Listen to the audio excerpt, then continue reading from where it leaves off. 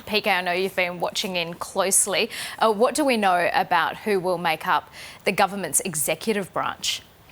What we know is that this is genuinely one of the most experienced newcomers to government that we've seen. A lot of these people have actually been ministers in the previous Rudd-Gillard governments. And I actually think that's quite a significant place to start a new government from, given so much of new government is having training wheels, Karina, and kind of just learning the basics, you know, how to function an office like that. If you think about people, just to give you some examples, right, we've got Tanya Plibersek, Penny Wong, Bill Shorten, these people who have actually, Jason Clare even, who've actually been ministers in the last Labor administration. Now, that's a big deal because it means that they start knowing exactly, you know, how to function a government. And so when Anthony Albanese makes the claim that he has the most experienced Labor team, he is actually correct in making that claim. Tony Burke, the list goes on, people of experience. So what we see here on what is a historic day, I mean, you change the government, you do change the country, I think, is some significant shifts. A record number of women in cabinet. Yes, there is one fewer in terms of the number compared to the shadow cabinet for Labor. I put that actually to the Deputy Prime Minister when I interviewed him this morning, you know, that the number was not the same as the shadow. And he says one of the reasons is if you look, two high-profile women have been lost in the election process. So Christina Keneally and also Terry Butler, who were not re-elected. That was part of the issue. But Anthony Albanese has made it clear he does want to get to 50-50 parity, and there is a record number. I mean, compared to the Scott Morrison numbers, which were also a record at that stage. Now, this is a new record and a significant number of women. And as you mentioned there, Karina, too, having two Muslims, people of Muslim faith backgrounds in Anne Ali, Dr. Anne Ali and Ed Husick as well. And I think that is significant historically. Just generally the cultural diversity also in the Labor ranks has increased. I don't think we're getting anywhere close to parity yet on that issue. That's going to take a lot longer, but it is a more diverse parliament than the one that we have come from. So there are some significant shifts in terms of some of the detail, which I think is important to go to. Tanya Plibersek, it was a surprise, but taking on water and the environment, that's significant, and Labor has a lot of work on that in that area. Jason Clare taking on the portfolio she had in opposition of education. Then you've got Claire O'Neill, who has been a rising star for some time in Labor. I know people have touted her as a future Labor Prime Minister, talking her up now, but she's now going to be the Home Affairs Minister because Christina Keneally is no longer in the Parliament, so she takes on that role. So some significant changes, and also the Deputy Prime Minister gets to choose what portfolio they want. And we know that Richard Marles has long wanted the defence portfolio. Now in government, he takes on that portfolio. So a historic day for Labor, I think, with the full swearing in of its cabinet and its ministry and a much more diverse team. PK, so much to unpick there with you. I do want to just focus on the diversity question for a moment, because it really struck me when we saw those pictures coming out of Labor's caucus meeting yesterday, even the new MPs that are being welcomed into the Labor government. So much diversity there with Michelle Ananda-Rajah, Sam Limbs, Anita Mascarenhas. I mean, it does change what they will be able to bring to government, but also just in terms of diversity of experience with someone like Dan Repicoli in the Hunter. Oh, totally. Yeah, absolutely. The Parliament, I've long believed, and I think we are sort of having this moment as a country where we realise that the Parliament, more than anything, I think all institutions, but the Parliament, which is representative of Australia, should look like Australia. And to be honest, it just hasn't looked like Australia when it comes to gender and racial diversity. Now looking at the cultural diversity of the Labor team, it is much more diverse. And actually, if you look at the WA result, that's actually one of the most diverse, you know, incoming Labor teams out of WA that you've seen. It's incredible incredible. Still, though, Karina, we are a long way off where we are with women when it comes to Labor diversity, but I think credit where credit is due, and the diversity of the Labor team is incredibly much more diverse than it has been on the coalition. And the coalition really is struggling at the moment.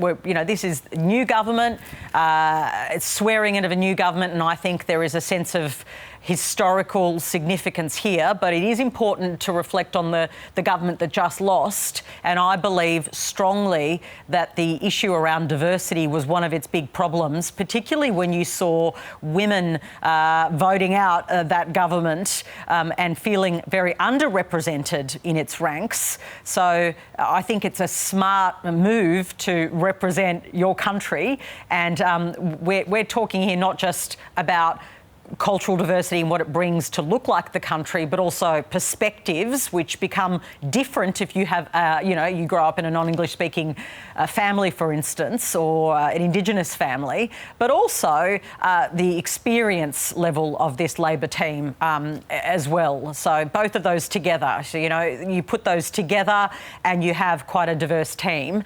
And also, I think it's really smart for Anthony Albanese to bring in some of the more talented members.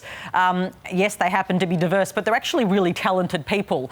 Annika Wells being brought in as a minister for aged care in the outer ministry as well, and then you've got and also sport, and then Dr. Anne Ali, who has really been, I think, it's been necessary to promote her for so long. She's so obviously a very talented woman, and so to see her being able to take what is a key portfolio, she's not in cabinet yet, but she's got a key portfolio ministry looking at early childhood education, which is a huge area of importance for Labor, given that was one of their main campaigning points: childcare, early education, putting a real focus on women's participation in work. Those are going to be key areas of reform for Labor. And when Anthony Albanese talks about what he wants to do, he's already talking in a two-term strategy, which I think is, smart for any government. And he talks about the big Labor reforms, childcare, early childhood development, and also participation of women in the workforce is going to be key. And so when you look at this government so far, obviously performance is going to be the next part of the story, but so far on the optics, it looks much more like this country. Patricia, one more question on the new ministry before we go to some of the guests that you had on the program this morning. You mentioned Tanya Plibersek earlier. I think when Anthony Albanese revealed his ministry yesterday, that was probably one of the surprises, that she has been moved from the education portfolio to environment and water. Is that a sideways move? Look, there's a lot of debate around this.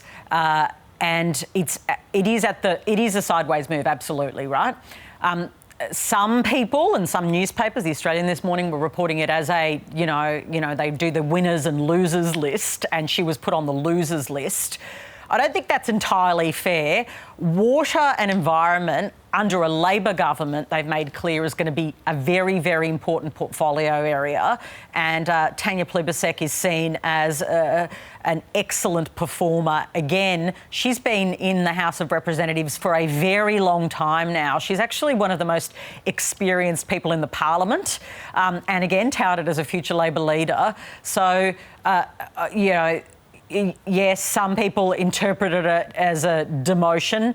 I think a side move is how I would describe it, rather than a demotion, because that implies kind of going down in the ranks, whereas I don't quite think that's the case.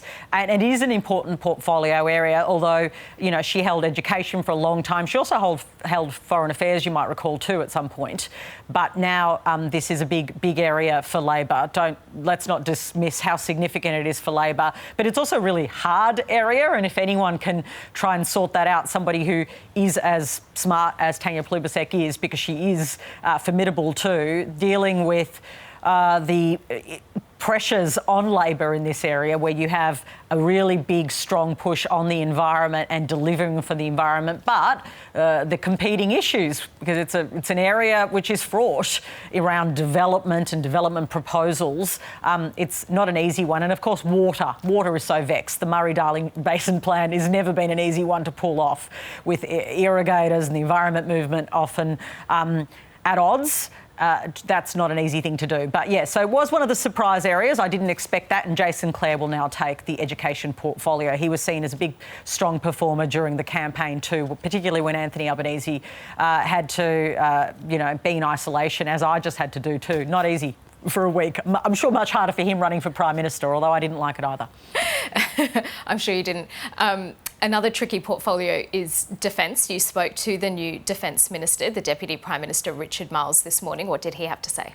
Well, he was red hot to do this portfolio. And can I say, for ages during the election campaign, in fact, I grilled him on it too, it was long reported that he wanted to be Defence Minister. He never confirmed it publicly, although in the ranks, in the industry, it was well known that he kind of coveted this role. It was also well known that if you are the deputy of the Labor Party, that you can ask for your ministry, which even meant, can I say, he could have been really and asked for Treasury. Now, he didn't. He asked for Defence. And so he becomes the Defence Minister. Brendan O'Connor previously held that role in the Shadow Ministry, and now he becomes the Defence Minister. So I asked him about this role, why he wanted it. He said he wanted it because he knows it's so important at the moment, particularly given the geopolitical issues we're facing, the issues in the Pacific, the rise of China. These are all reasons why it's an important area.